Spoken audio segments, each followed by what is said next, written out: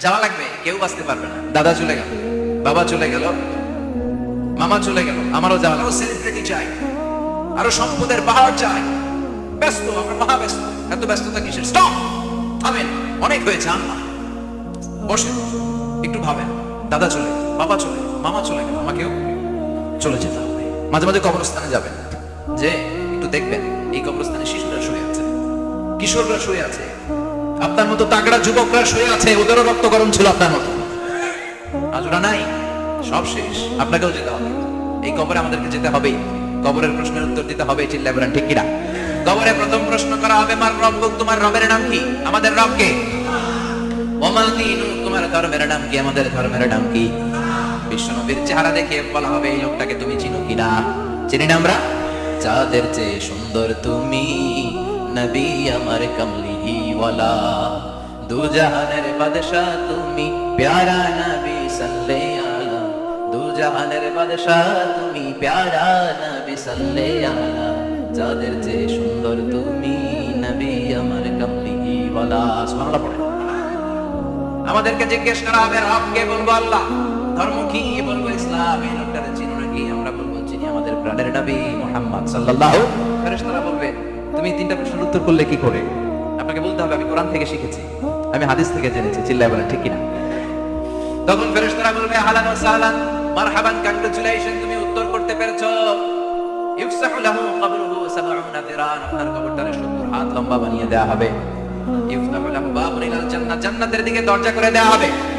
ইউলবাসু মিন লিবাসিল জান্নাহ, জান্নাতের পোশাক পরিয়ে দেয়া হবে। আর বলা হবে, নাম কানাউমিল আরুস, বাসর রাতে কনেকে নিয়ে বর যেমনি শান্তির ঘুম আরামের ঘুম দেয়, তুমিও ঘুম দাও, ঘুমাও। You should get some sleep now, you are very tired man, ঘুমাও, অনেক হয়েছে, ঘুমাও।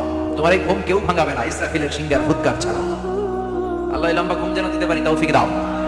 আর যারা ইসলাম বিরোধী, কোরআন বিরোধী, বিশ্বনবী বিরোধী, তাদেরকেও প্রশ্ন করা হবে, তোর রব কে? মার রব্বুক, সে বলবে, লা আদরি, আমি কিছু জানি না, আমি মাফ চাই, দোয়াও চাই। কথা কম, জানি না, আমি কিছুই মনে করতে পারছি না, আমি কিছু জানি না, আমার ধর্ম নাই, কর্ম নাই, আমার ধর্ম যার যার, উৎসব সবার, আমার কোনো ধর্ম নাই, আমার কোনো নামাজ রোজা নাই, আমার কোনো রব নাই। দ্বিতীয় প্রশ্ন, আমার দিন, উত্তর, ধর্মের নাম কি? সে বলবে, ধর্ম কি? আমি জানি না, আমি ধর্মরে গালি দিতাম, আমি দুনিয়া ইসলামরে বাস দিতাম, আমি আলেম ওলামাদের বিরোধিতা করতাম, আর শাহবাগের মঞ্চে উঠে ভাষণ দিতাম। আছে না নাই? সব গোমর ফাঁস হয়ে যাবে। ইয়াউমুত তাকাবুন। এরপর বিশ্বনবীর চেহারা দেখিয়ে বলা হবে, লোকটাকে চিনো নাকি? সে বলবে, চিনি না, তবে আমার বন্ধুরা তার বিরুদ্ধে ব্লগে লিখতো, আমিও ব্যাড ব্যাড কমেন্টস করে দিতাম।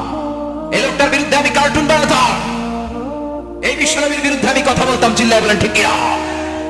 ফেরেশতারা বলবে, লা দারাইতা ওয়ালা তালাইতা, তুই কিছু পারলি না, তুই তো কপাল পোড়া। ফায়ুতরাহু বিমাতারিকা মিন হাদিদ, লোহার হাতুড়ি দিয়ে পিটিয়ে ওর মাসলগুলো থেতলে ফেলা হবে। ওয়া ইউকালু লিল আরদি ইলতাইমি, কবরের দুই পাশের মাটির বলা হবে চাপ দে, এমন চাপ দিবে, ফাতাখতালিফা আদলাহু, ডান পাশের পাজরের হাড়ি বাম দিকে ঢুকে যাবে, বাম পাশের পাজরের হাড়ি ডান পাশে ঢুকে যাবে। কিয়ামত পর্যন্ত এই মারামারি চলবে। আল্লাহ এরকম ভয়ঙ্কর পরিস্থিতি থেকে আমাদেরকে বাঁচাও। ওই কবরের আযাব থেকে বাঁচার দরকার আছে না নাই? বিশ্বনবী বললেন, যে ব্যক্তি রাত্রিবেলায় সূরাতুল মুলক তেলাওয়াত করবে, তার কবরের আযাব হবে না। ইন্না হাযিহি সূরাতুন আযীমা মানিআতুন মিন আযাবিল কবর। এই সূরাটা এমন সূরা, সাধারণ কোন সূরা না। এই সূরাতুল মুলক যে রাত্রিবেলায় তেলাওয়াত করবে, তার কবরের আযাব থেকে তারে বাঁচিয়ে দিবে কে? নাম্বার 1 ফজিলত, স্ট্যাটাস, মনে থাকবে তো? 2 নাম্বার স্ট্যাটাস, শাফাআত লি সাহিবিহা। এই সূরাটা, এই সূরা তেলাওয়াতকারীর জন্য কিয়ামতের দিন সুপারিশ করবে, কোরআন সুপারিশ করবে। চারটেখানি কথা না। কোরআন যদি আপনার বিরুদ্ধে দাঁড়ায়, আপনার জান্নাত ক্যান্সেল। আর কোরআন যদি আপনার ব্যাপারে আপনার কাছে রেকমেন্ডেশন করে, জান্নাত আপনার জন্য ওয়াজিব করে দিবে কে? এজন্য বিশ্বনবী বললেন, শাফাআত লি সাহিবিহা, কিয়ামতের দিন তেলাওয়াতকারীর জন্য আল্লাহর কাছে সুপারিশ করবে। দুইটা গেল। 3 নাম্বার, বিশ্বনবী বললেন, খাসামাত আন সাহিবিহা। এই সূরাটা কিয়ামতের দিন এই সূরার তেলাওয়াতকারীর পক্ষ নিয়ে আল্লাহর সাথে ঝগড়া করা শুরু করে দিবে। আল্লাহর সাথে ডিবেট, ঝগড়া করবে, যতক্ষণ না হাত্তা আদখালাহুল্লাহুল জান্নাহ। হাদিসের টেক্সট হচ্ছে যে যতক্ষণ না আল্লাহ তাআলা তাকে জান্নাতে না ঢুকায়, ততক্ষণ ওই সূরার তেলাওয়াতকারীর পক্ষ নিয়ে আল্লাহর সাথে বিতর্ক, ঝগড়া, তর্ক চলতেই থাকবে। সুবহানাল্লাহ। আর আসতে বলেন। আবার বিশ্বনবী বললেন, মান ক্বারা বিহা ফি লাইলাতিন ফাকাদ আকসারা ওয়া আতওয়াবা। রাত্রিবেলায় এই সূরাটা যে তেলাওয়াত করবে, পুরো রাত্রিটারে বরকতময় করে দিবে কে? এজন্য বিশ্বনবী আবদার করে আবেদন করে আমাদের কাছে বলে গিয়েছে, আমি চাই আমার প্রতিটা উম্মতের হৃদয়ে এই সূরাটা গাঁথা থাক। আমি চাই আমার প্রতিটা উম্মতের সিনার ভিতরে এই সূরার 30টা আয়াত গ্রথিত করা থাক। সুবহানাল্লাহ পড়েন।